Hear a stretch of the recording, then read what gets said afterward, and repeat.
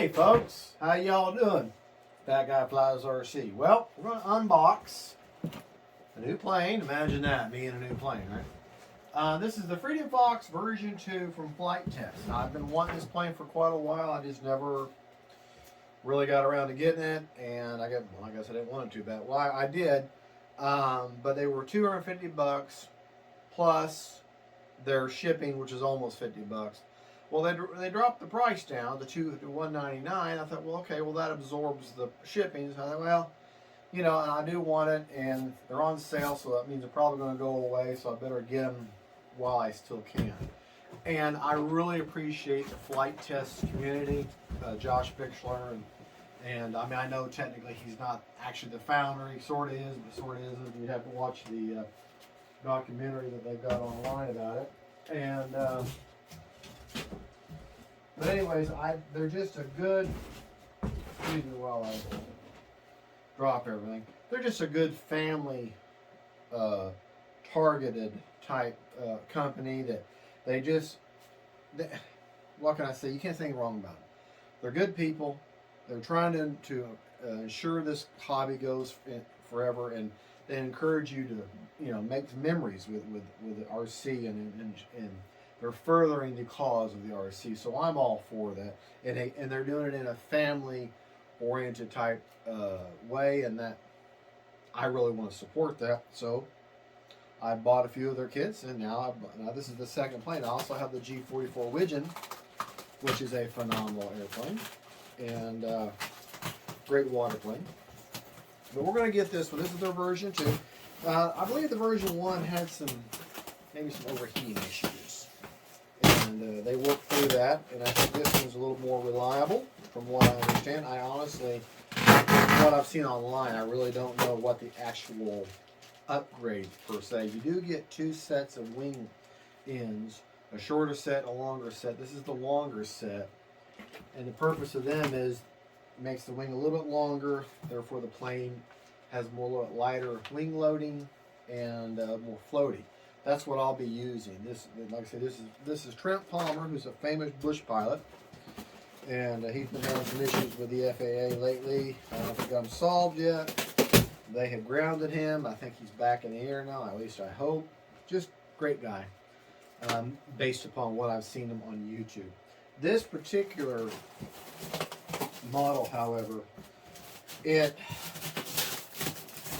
is different, and it's got the typical Kit Fox style ailerons that they drop down.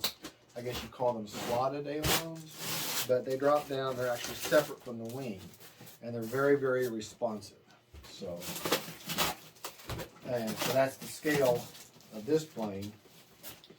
And I'll tell you what, you see how they have it. They have it in the sandwich style. They got the whole model basically put together, or mostly put together, and each piece is just held together, held in place by these very large pieces of foam to keep each, and this is EPP foam. I really don't know what that's foam. I mean, foam is foam, and but everything's well protected, very well protected. The fuselage and the wing, incidentally, let me get my knife.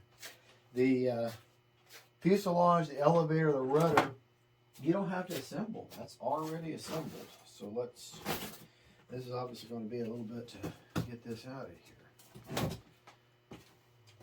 Good thing I got my knife. But anyways, that's lots of foam. Lots of large foam pieces to help protect everything. All right.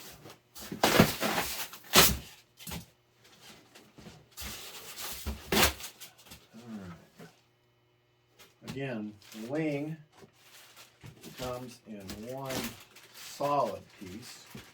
Careful when you take it out. Like I say, you do have these ailerons that are hanging down below. Okay. Very, very nice. Just like on the G44 Widgeon, the foam is very, very tight. Got those veins there to help the direction. The servos are already hooked up for you, this wing, and you got both your ailerons there, and you got your connections for your lights. It does have nav lights, and then it has I believe it has a light on the rudder for its tail light, which is awesome. I appreciate that. Okay, got your. I mean, somebody went nuts with their glue gun or their tape gun. Got your bag of goodies here. Also included in this kit is a, I forget what they call this. You're going to take a section of the bottom of the fuselage and you're going to trace this and then cut that section out, and you're going to pop that in to provide cooling. That's one of the upgrades that they have with it when they realized that there were some cooling problems. Okay. Oh, gosh. Okay. Yeah, everything is like sandwiched in. And someone definitely went nuts with the tape gun, which is good. That means everything is nice and secure and taped down real well. This Kit Fox does have a pretty long nose, just so you know. You'll see that in just a moment. Just what I go through to unbox these and build these is the same thing that you're going to go through. So that's one of the reasons why I sometimes will do these videos. Okay. All right, I'll tell you what we're going to do. We're going to just pause right there, and I'm going to get all these parts out of the individual bags, because they went nuts with the tape. They really did. All right, we're back. I got everything out of the bag, and fuselage is very large. I mean, well, it's not like super big, but there's that tail light I was telling you about. Everything about this plane, I mean, they hold everything on with magnets. Very, very strong magnets. And here is one of the things they did is on the motor mount, where the screws came through in the previous version, the pointy ends of the screws came through and could dig into your battery. Well, they have instead put bolts in for the other direction, and now you don't have to put a piece of foam or anything there to block that. You have a 40 amp ESC with an XT60 connector. Battery's going to fit right here. They recommend an 1800 to a 2200 3S only, even though your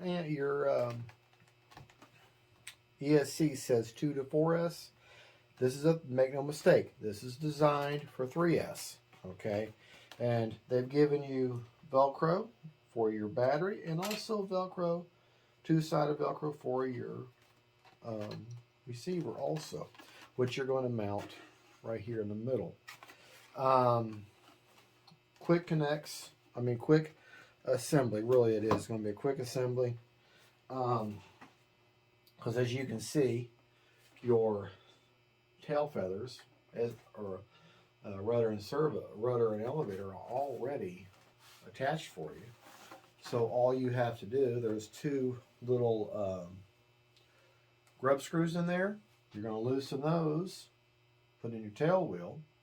They've already got a little flat spot on the end of the tail wheel where that'll fit in, so that part's done. The end of your fuselage goes here. You're going to go back a few inches, about 4 or 5 inches. You're going to trace that line with this piece here. Trace it, pop out that piece of foam, and then you're going to glue this piece in for the inside of the tracing of that, and that will allow you to have ventilation, because you're going to have ventilation going in and also ventilation going here. But the way they designed it, had no place to go out, and that was one of the design flaws. So they provided the ability for, all you'll need is a little bit of glue for that. The landing gear which is very robust and has actual working suspension. And these wheels are nice and squishy. Okay, they're not pneumatic, but they are nice and squishy. And literally, they're just pressure fitted. They just fit right in. You just press them in, and then you press them in, and then the bottom of these plastic tabs will pop in place on the bottom of your fuselage. As you can see, they pop in place. You press in here, these two slots here, and then the two plastic fittings press in place there, pop in. So you don't have to worry about that. The wing is already put together.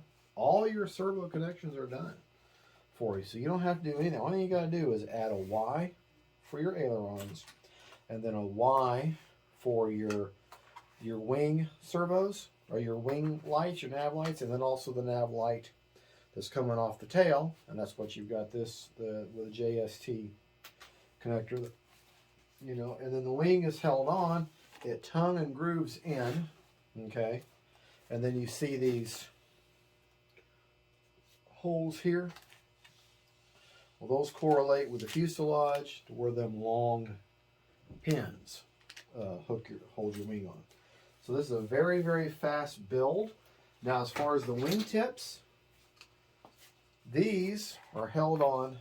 The only thing you've got going here with these is the JST connector for the lights, and then they are held on with very strong magnets, and that holds the wing, and there's very little pressure on that, so the magnets are all. Then the only thing left to do after you've got that on is to put on the struts. Now, the thing about this is that the flat edge goes towards the back and the angled edge goes towards the front.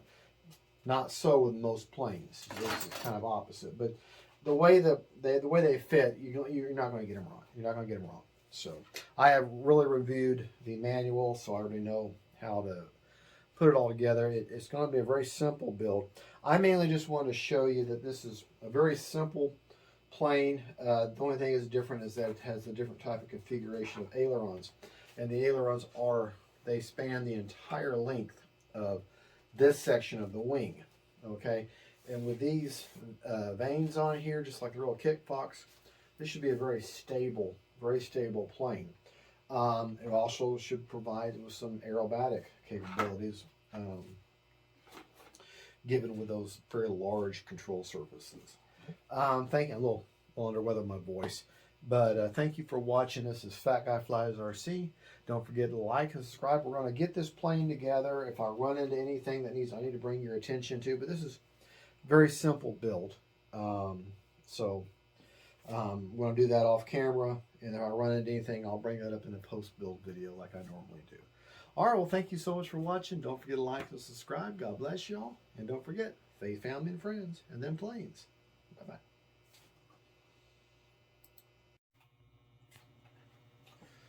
Hey, folks, Fat Guy Flies RC.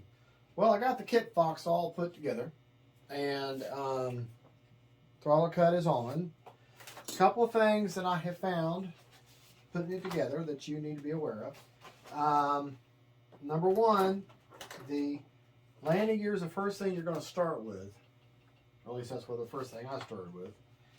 When you press these two sections in, okay, these two, don't just press them in evenly, and you can adjust how they go in by moving the tire. That helps with the direction.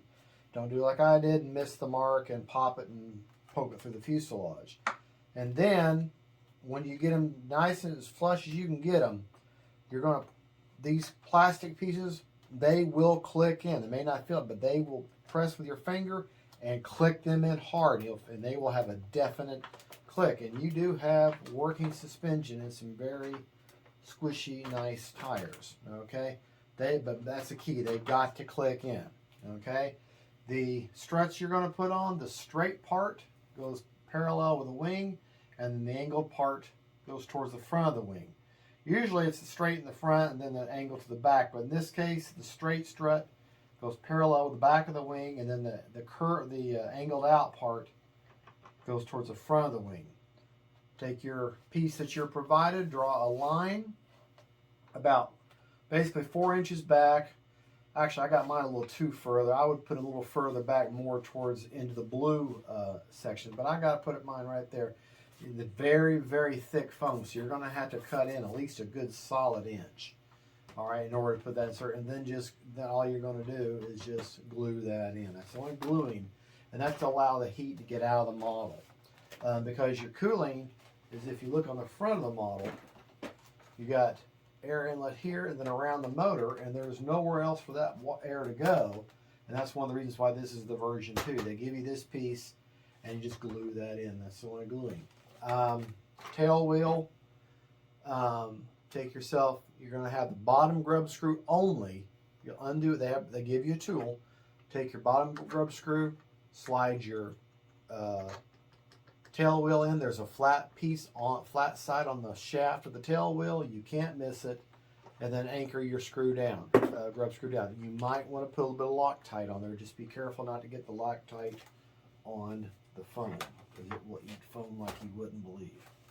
Okay, now it's shown to have a black prop. Mine did not come with a black prop. Mine came with an APC prop, you know what? I don't even know what kind it is. It's an APC prop, but looks like my old eyes, 9 by, goodness. 9 by, that can't be right. 9 by 17B? Or E? Electric. Well, anyways, mine didn't come with the black one. Okay, mine came with an APC prop. Also, the back spinner plate did not fit the shaft. Okay, the adapter for the prop I had to remount. The back plate for the spinner I had to remount in order to fit on the motor shaft. Key note: hold your motor as you slide on the shaft and thread on the prop, and then when you anchor down the front nut, make sure you hold the motor and then hold the motor tight with your hand, and then take your wrench and tighten down your nut. But like I said, I had to remount the back plate for the spinner, and I had to remount the little adapter to fit around the shaft of the motor, that the prop adapter. Because if you don't use a prop adapter, this APC prop had just a touch of play. Okay, so you may have to do that. The one I don't like is the connection for the battery. The way they got the ESC set in there, you don't have much playroom to pull that connection out. So make sure you get a good grip on it. Okay. Okay. You can see it like there. See right there? Right there. That's all you got. So you're going to get a good grip on that before you plug in your XT60 battery. Okay. Now, some good points is, so plug in my XT60 battery. Okay. Put that down. Nice magnetic hatch. Be careful your ESC wires. Make sure they're not in the way of the magnets. What you can do is drag your hood over on one side, and that ain't coming off. I mean, that's on there pretty good, so shouldn't have to worry about that. The ESC was calibrated. You know me and ESC calibrate. I mean, I've got put my throttle motor on, and I've got immediate